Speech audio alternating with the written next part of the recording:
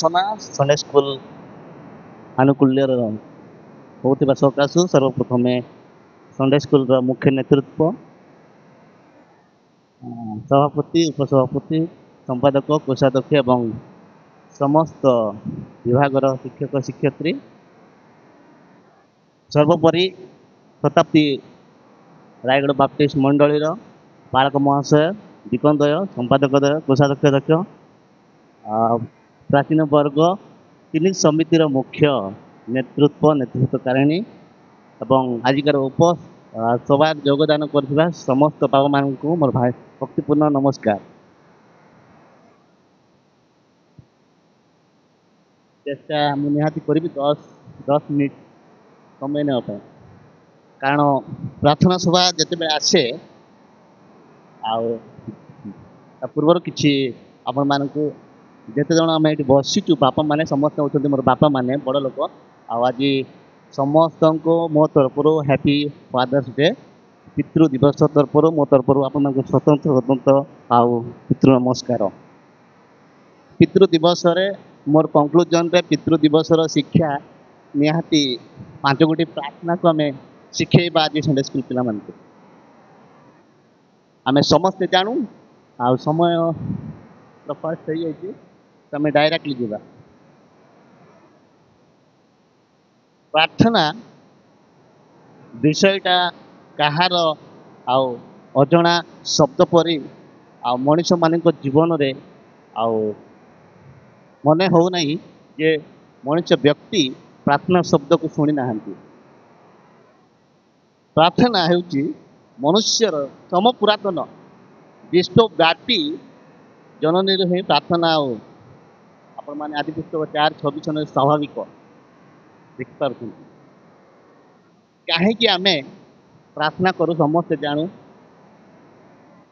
ଯେତେ ଜଣ ପୃଥିବୀ ବର୍ଷରେ ଅଛୁ ବସବାସ କରୁଛେ ସମସ୍ତେ ଆମେ ପ୍ରାର୍ଥନା କରୁଛେ, କିନ୍ତୁ ମୁଁ କହିବାକୁ ଚାହେଁ ଆଜିର ଶୀର୍ଷକ ମୁଁ ଦେଇଛି ଉଦ୍ବିଗ୍ନ ସମୟରେ ଈଶ୍ୱରଙ୍କୁ ସାହାଯ୍ୟ ପାଇଁ ପ୍ରାର୍ଥନା କରିବାରେ ଶିଖିବା। ସବୁବେଳେ ଆମେ ପ୍ରାର୍ଥନା କରି ଆସୁଛୁ, କିନ୍ତୁ ଆଜିକାଲି ମୋତେ ଲାଗେ ବହୁତ ଟାୟାର୍ଡ, ପ୍ରାର୍ଥନା କରିବାର ସମୟ ଆଉ ବହୁତ ଲୋକମାନଙ୍କର ପାଖରେ ନାହିଁ ବୋଲି ଭାବେ ମୁଁ। ସିଧାସଳଖ ଆମେ ଯିବା କାହିଁକି ଆମେ ଆଉ ଉଦ୍ବିଗ୍ନ ସମୟରେ ପରମେଶ୍ୱରଙ୍କ ନିକଟକୁ ସାହାଯ୍ୟ ପାଇଁ ପ୍ରାର୍ଥନା କରିବା। ଆପଣମାନେ ପାଇବେ ପ୍ରଥମ ଯୋହନ 4:9-10। ମୁଁ ପଢ଼ିବା ପାଇଁ ଚାହେଁ ନାହିଁ କାରଣ ସମୟର ଅଭାବ ହେବାରୁ ମୁଁ ଡାଇରେକ୍ଟଲି କହିବାକୁ ଚାହେଁ। ଯେତେବେଳେ ପ୍ରଥମ ଯୋହନ 4:9-10 ଦେଖୁ, ଇଂଲିଶ ଏଭରଲାଷ୍ଟିଂ ଲଭ୍ ମାନେ ପ୍ରେମ ଅତୁଳନୀୟ। ସେଇଥିପାଇଁ ଆମେ ପ୍ରାର୍ଥନା କରୁଛେ କି ଯଦି ଆଜି ସଣ୍ଡେ ସ୍କୁଲ ସଭା ହେଇଥିବାରୁ ଯଦି କୌଣସି ପିଲା ସଣ୍ଡେ ସ୍କୁଲର କୌଣସି ପିଲା ଯଦି ମୋର ଜବାବ ଦିଏ, ମୁଁ ନିହାତି 500 ପ୍ରାଇଜ୍ କରିବି। ପ୍ରାର୍ଥନା ଯଦି ସଣ୍ଡେ ସ୍କୁଲ ପିଲା ଖାଲି କହିବେ, ପ୍ରାର୍ଥନା ଯଦି ଆମେ କୌଣସି ମଣିଷ ନ କରିଲେ ପାପ ହୁଏ କି ହୁଏ ନା। ରେଫରେନ୍ସ କହିଲେ 500 rupees ଗୋଟେ ରେଫରେନ୍ସ। ପ୍ରାର୍ଥନା ଯଦି କୌଣସି ମଣିଷ କରେ ନାହିଁ ତାହା ପାପ ହେଇପାରେ କି ନା ହବ। ରେଫରେନ୍ସ ଯଦି କୌଣସି ବ୍ୟକ୍ତି କହିବେ, ମୁଁ ନିହାତି 500 ପ୍ରାଇଜ୍ କରିବି। ଯଦି ଆମେ ପ୍ରାର୍ଥନା କରିବା ନାହିଁ, କାରଣ କୌଣସି ବାଇବଲ ପୁସ୍ତକରେ ଲେଖା ନାହିଁ ଯେ ମାନେ ଆଖି ଦେଖି ପ୍ରାର୍ଥନା କର, ବନ୍ଦ କରି ପ୍ରାର୍ଥନା କର। କିନ୍ତୁ ପ୍ରାର୍ଥନା ନ କଲେ ପାପ ଆମେ କରିପାରିବା କି ନା କରିବାନି। ସଣ୍ଡେ ସ୍କୁଲ ପିଲା ଯଦି କହିବେ ମୁଁ ପ୍ରାଇଜ୍, ଏଇଟା ମୁଁ ପ୍ରାଇଜ୍ର ଦେବାଟା କିଛି ମୂଲ୍ୟ ନାହିଁ, କିନ୍ତୁ ମୁଁ ଜାଣିବାକୁ ଚାହୁଁଛି ସଣ୍ଡେ ସ୍କୁଲ ପିଲା ଯେ ପ୍ରାର୍ଥନା ଆମେ ଯେତେବେଳେ କରୁ ଆଉ ସେତେବେଳେ ଆମେ ପାପ କରୁଛୁ କି ପାପ କରୁନୁ। ଯେତେବେଳେ ପ୍ରଥମ ସାମୁଏଲ ଆଉ 12:23 ଯଦି ପଢ଼ିବେ, ସିଧାସଳଖ ଆଉ ସେଠି ସାମୁଏଲଙ୍କର ବାର୍ତ୍ତା ଅଛି। ଯଦି ପ୍ରାର୍ଥନାକୁ ସେ ଅବହେଳା କରୁଅଛନ୍ତି ଆଉ ସେଇଠି ସେ ପାପ ଆଉ କରୁଅଛନ୍ତି। ଏଇଟା ହେଉଛି ତାର ଗୋଟେ ରେଫରେନ୍ସ କହିଲି। କିନ୍ତୁ ଆଜିର ଟପିକ୍ ଅନୁସାରେ 2 ଗୋଟି ଶବ୍ଦକୁ ଦେଖିବା ଯେ ପ୍ରାର୍ଥନା କି ପ୍ରକାର ଆମେ କରିବା। ଅନେକ ପ୍ରକାର ଡିଫରେଣ୍ଟ ଟାଇପ୍ର ପ୍ରାର୍ଥନା ଆମେ କରୁ। ଅନେକ ବ୍ୟକ୍ତି ପ୍ରାର୍ଥନା ମାଧ୍ୟମରେ ଅନେକ ଖାଲି ମାଥିଉ 7:7 ମାଥ୍ୟୁ 7:7 को प्राय समस्ते प्रायोरिटी दियंती। माथ्यू 7:7 तीन गोटी शब्द को तीन गोटी वर्ड रे व्यवहार कर जाइछि। माथ्यू 7:7 को आपण पढ़िबे तीन गोटी शब्द को तीन गोटी भाव में व्यवहार कर शॉर्ट रे मु कहबाक चाहे। प्रथम शब्द होची प्रार्थना होची मागिबा और पाइबा। गोटे लाइन रो शब्द होची आर अर्थ मागिबा विवेक ईश्वर चेतनार सक्रिय हुए मन ईश्वर को स्वीकार करने को सहयोग से प्रार्थना होची मागिबा और पाइबा।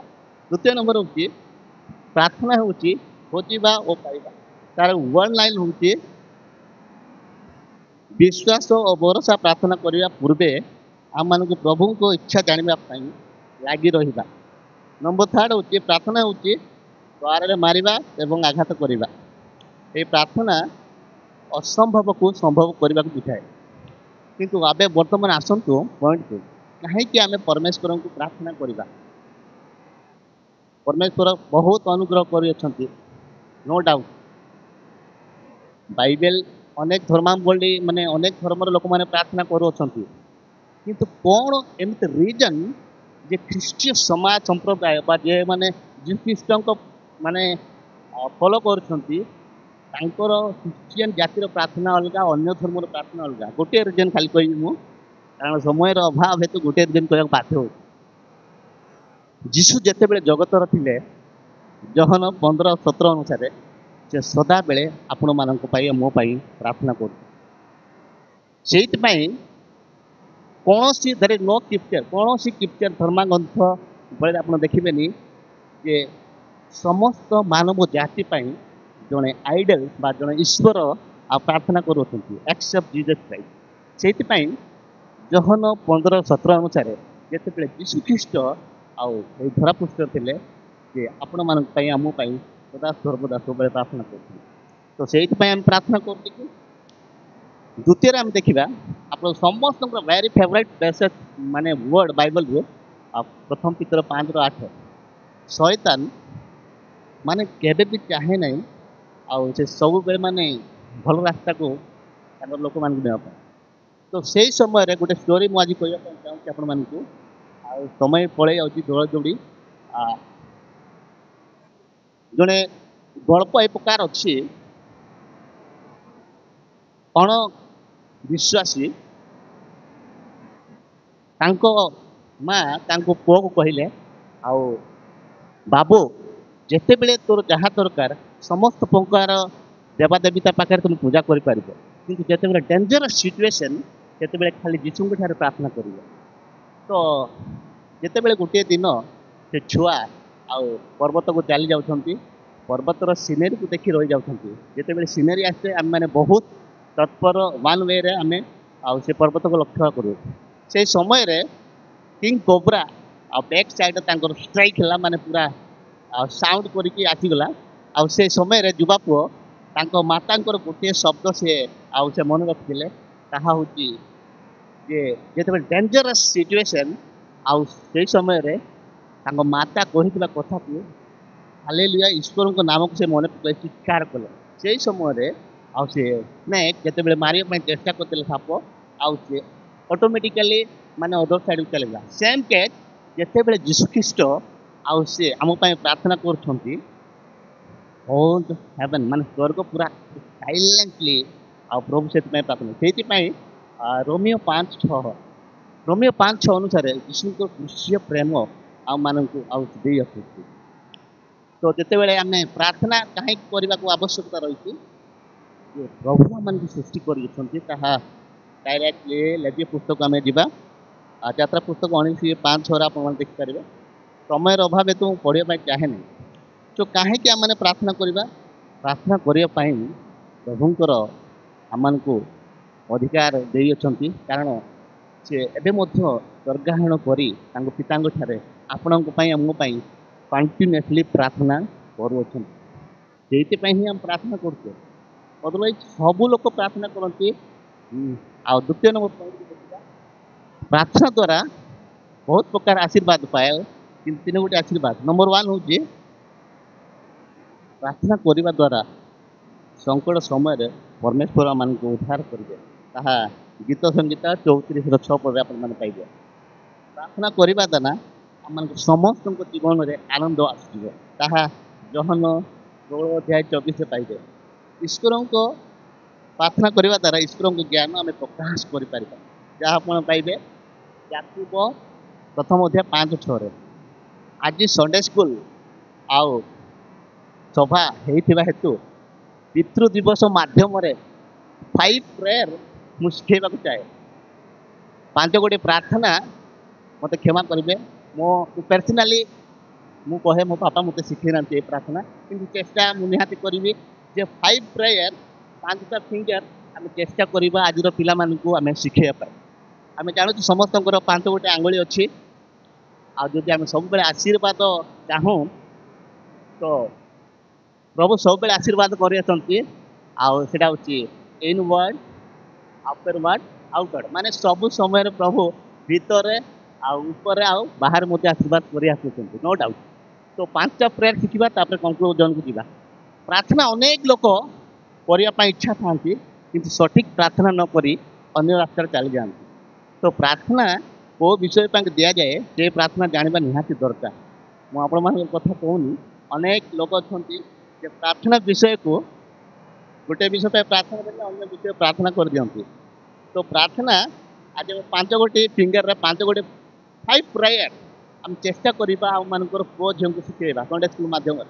नंबर 1 हूँ कष्ट आर मूल्य हूँ जार मूल्य थी से सब जगार कब्जा करें। तो नंबर 1 रे बुढ़ा आम थम आंगुली आम कहे बापा माँ अजा आई समस्त को प्रार्थना करने शिखाए। नंबर 2 पॉइंटिंग फिंगर इंडेक्स फिंगरटा आम मानकर बालक मिशनरी शिक्षक संडे स्कूल टीचर को प्रार्थना करने शिक्षा दिए। नंबर 3 मिडल फिंगर लीडर राजनैतिक दल स्कूल प्रिंसिपल एम प्रार्थना कर आवश्यकता रही। नंबर 4 जार आवश्यकता गरीब हार्ड कठिन परिश्रम करने लोक आपने समस्त जानती फरेन अनेक पितृवर्ग आम मानकर लोक मान पितृ माने पितृ हिसाब से नहीं अच्छा। नंबर 5 फिंगर से आम मान निमित्त प्रार्थना करवा सब है पापली गोटे जिन ये पाम्प रे थैंक्स गिविंग गोटे जिनस अच्छी जे परमेश्वर को धन्यवाद देवार ये प्रार्थना जो आम चेष्टा करवा आम पुओ झील को शिखेवाई तो भावुची निहाती कौटी ना कौटी आम इम्प्रूवमेंट हो।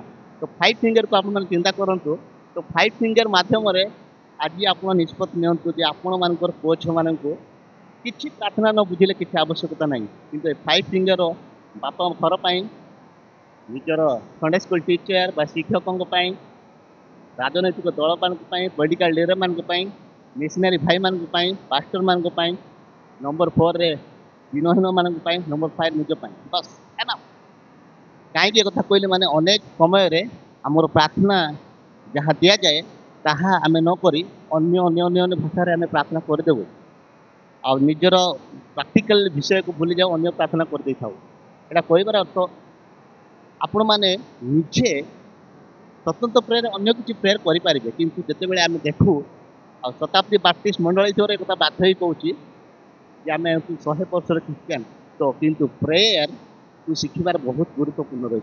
धन्यवाद थैंक यू।